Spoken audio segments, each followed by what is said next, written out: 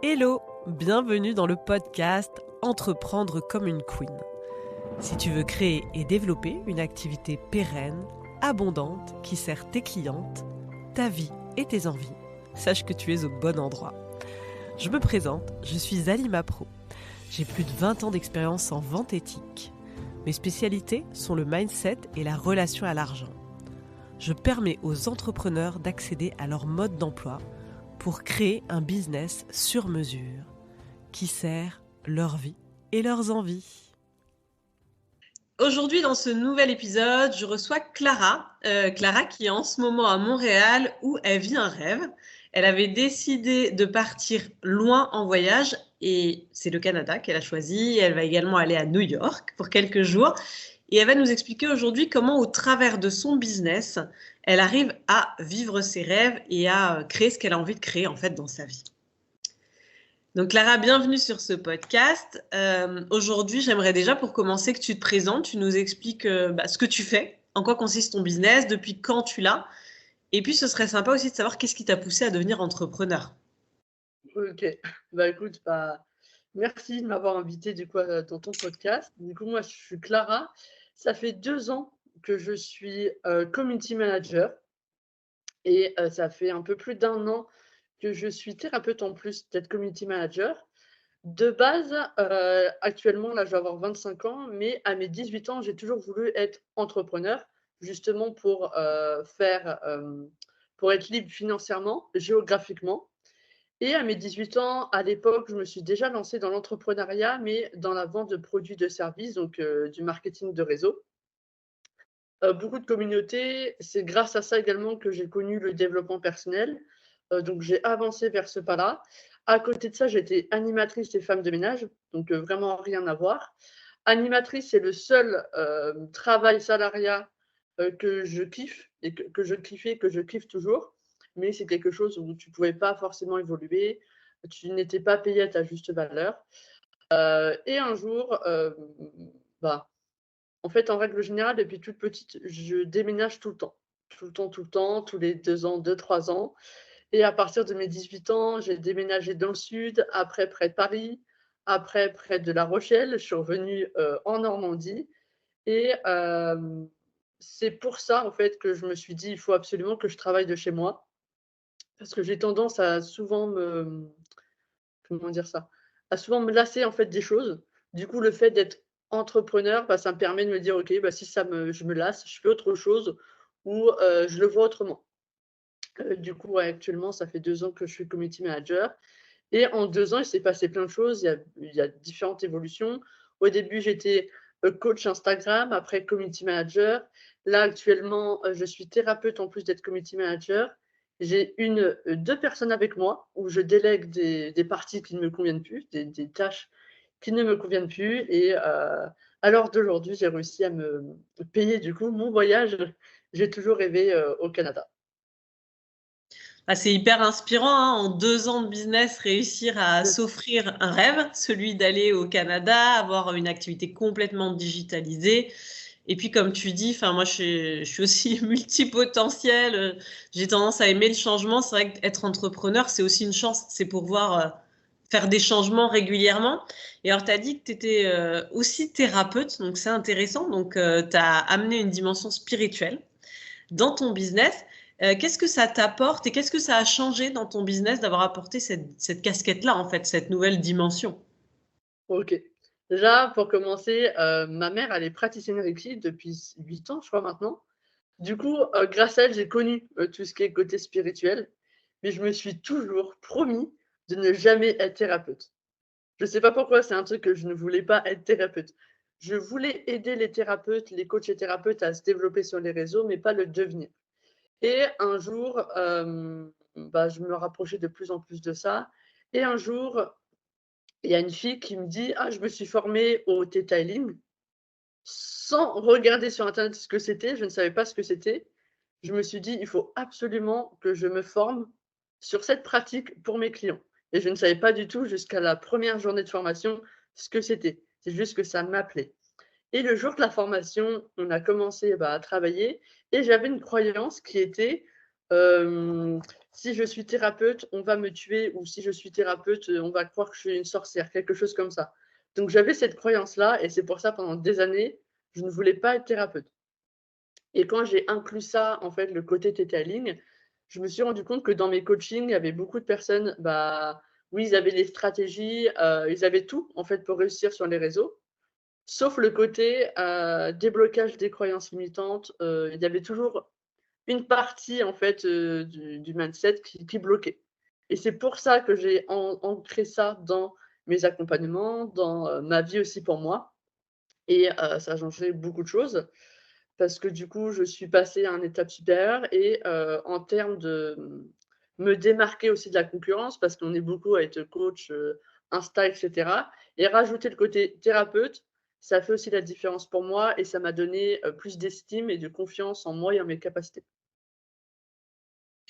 Waouh, c'est un bel apport. Enfin, c'est un bel équilibre, un beau changement. Et puis, effectivement, les croyances limitantes, c'est tellement important quand on est entrepreneur.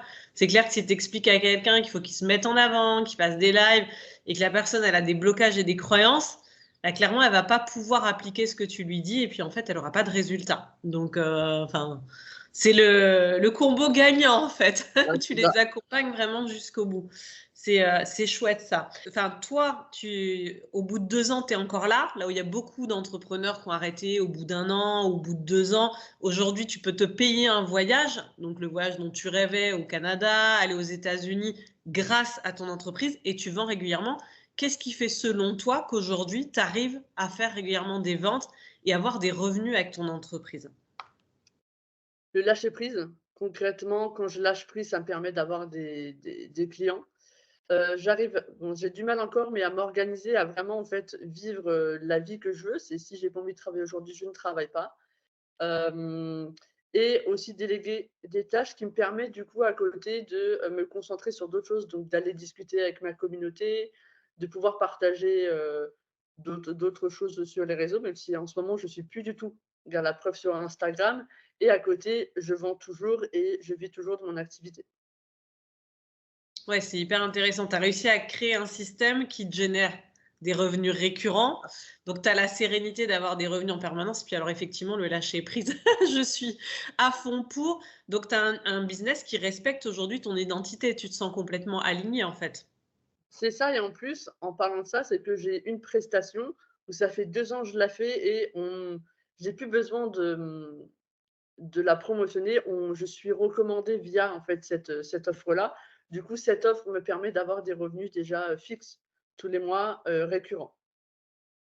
Ouais, enfin, tu une légitimité. C'est clair, sur la partie community manager, tu as mis beaucoup de choses en place. Et aujourd'hui, du coup, tu as le bouche à oreille. Enfin, ça tourne, en fait. Et puis, les gens, C'est en ça. plus, investissent régulièrement. Enfin, c'est des contrats à long terme. Donc ça, c'est quand même top. Ok. Quel conseil tu pourrais donner à quelqu'un qui se lance aujourd'hui? Parce qu'on sait que le marché du bien-être, le marché des community managers, le marché du service, il y a de plus en plus de monde. C'est clair, je pense comme moi, tu as vu une grosse évolution là ces dernières années. On est de plus en plus nombreuses. Quel conseil voilà, tu pourrais donner vraiment à quelqu'un qui se lance aujourd'hui? Qu'est-ce qui te paraît important pour réussir dans notre secteur d'activité en fait? OK. Pour réussir, déjà, c'est s'entourer de personnes qui sont soit plus haut que nous ou qui ont le même objectif que nous. Comme ça, on est toujours entraidés ou alors on va nous aider, et cetera. Hem Et la deuxième chose aussi, c'est de ne pas copier les autres et de ne pas, se comparer aux autres. Parce qu'il y a tellement de community managers ou autres dans tous les domaines. On va aller voir sur Instagram, ils ont 5 000 abonnés, on va se dire: «Oh, j'aimerais bien être à leur place, je ne serai jamais, légitime à avoir ça», et cetera.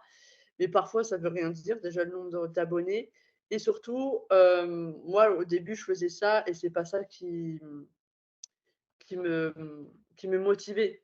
De me comparer aux autres, il faut pas se comparer aux autres, vraiment la première chose, et s'entourer du coup de personnes, de bonnes Elle est bonne. personnes, c'est ça. Et après, je rajouterais aussi, c'est vraiment au départ de beaucoup, pas beaucoup travailler, mais vraiment savoir où on veut aller et mettre en place les actions. Il y a pas de: «Oh, je ne sais pas, je suis pas légitime», ou alors, «Je suis perfectionniste». Il faut vraiment y aller, il faut passer à l'action et tester les choses. Ouais, clairement. C'est un laboratoire vivant, hein. L'entrepreneuriat, effectivement, faut tester. Tant qu'on n'a pas essayé, on ne peut pas savoir. Et alors, tu dis s'entourer des bonnes personnes. Je suis assez d'accord avec toi, mais pour quelqu'un qui se lance, qui n'a pas d'entrepreneur autour de lui, enfin, quelqu'un qui connaît pas d'entrepreneur, qui débute et qui connaît personne, qui a un business, comment faire en fait pour finalement s'entourer des bonnes personnes? Moi, ce que j'avais fait, c'était vraiment sur Instagram, je regardais soit les personnes qui ont fait la même formation que moi. Du coup, bah, là, on s'entraîne parce qu'on a les mêmes bases, on est au même niveau. Du coup, on s'entraîne, on même travaille ensemble. Moi, j'ai jamais fait de présentiel parce que j'étais dans une petite campagne, donc c'était plus de la visio ou des appels et cetera. Ou alors, si on ne connaît pas les personnes dans notre formation, c'est vraiment d'aller les chercher sur des groupes Facebook, ou directement sur Instagram, d'aller chercher, community manager, et si tu vois que la personne, elle vient de démarrer, tu peux aller lui parler, quoi. Moi, c'est ce que j'ai fait. Ok, super intéressant ça, ouais, de s'entourer des bonnes personnes et pour arriver à être en contact avec des personnes du coup qui ont déjà une légitimité, pour qui ça fonctionne bien, comment t'as fait? Au départ, je le faisais pas parce que je me disais toujours: «Ouais, cette personne-là n'est pas, je vais jamais pouvoir lui parler. Elle va pas avoir le temps pour moi», et en fait, après, ça s'est fait naturellement. J'ai fait un événement l'année dernière où j'ai vu des personnes, qui ont beaucoup, beaucoup d'abonnés sur les réseaux, et j'ai pu discuter avec eux, et après, en fait, je pourrais même pas dire, comment. C'est plus aller vers les personnes, oser aller, discuter. Même s'ils te répondent pas, bah, c'est pas grave. C'est peut-être parce que soit ils ne voient pas le message ou il y a quelqu'un d'autre derrière leur compte. Faut vraiment pas leur en vouloir s'ils viennent pas te parler. Mais tout le monde est accessible. Ok, super, bah écoute, je te remercie. Est-ce que tu as quelque chose à rajouter, quelque chose à partager pour les personnes qui nous écoutent? Je lance mon podcast cette semaine, enfin, je vais l'enregistrer, et étant donné que là, du coup, je suis loin de chez moi, je vais l'enregistrer à New York, à Central Park, pour la première signification. Après, je ne sais pas comment il va s'appeler, mais j'ai déjà plein d'idées. Top! Ouais, bah écoute, c'est une bonne occasion. C'est toi qui vas sur un podcast et ensuite tu lances le tien. Donc c'est top. Bon, en tout cas, merci beaucoup. Et puis c'est génial de porter sa voix. C'est aussi en plus, ça change des réseaux sociaux. C'est un autre moyen pour toi de communiquer. Et puis tu auras plein de choses à nous partager au bout de 2 ans de business, c'est clair. Merci Exactement. beaucoup, Clara. Merci à toi, Alima. Je tiens à te remercier pour ton écoute. N'hésite pas à t'abonner à mon compte Instagram Être épanoui où tu pourras retrouver plein d'astuces